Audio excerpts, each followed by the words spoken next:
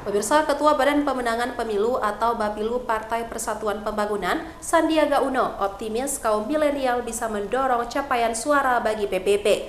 Selain itu, Sandiaga turut memberikan bantuan permodalan untuk membangun usaha kaum milenial di Aceh.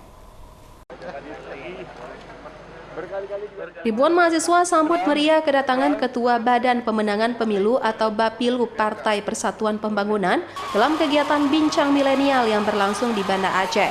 Sandiaga turut memberikan sejumlah rumus kiat sukses kepada generasi muda dalam membangun usahanya, sehingga Sandi juga turut memberikan sejumlah bantuan permodalan secara langsung demi meningkatkan produk UMKM wirausaha muda. Sandiaga mengaku kagum dengan sambutan kalangan muda Aceh sehingga ia optimis dengan keterlibatan kaum muda bisa memberikan perubahan yang nyata. Sandiaga Uno mengatakan generasi muda harus mampu menangkap peluang agar bisa memberikan perubahan yang nyata.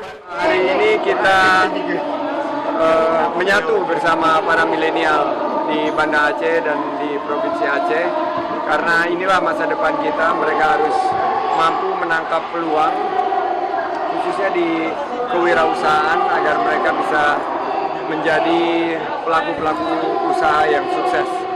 Saya menitipkan 3 rumus sukses P3, yaitu tadi pelatihan, pemasaran, dan permodalan. Kita langsung konkret memberikan modal usaha.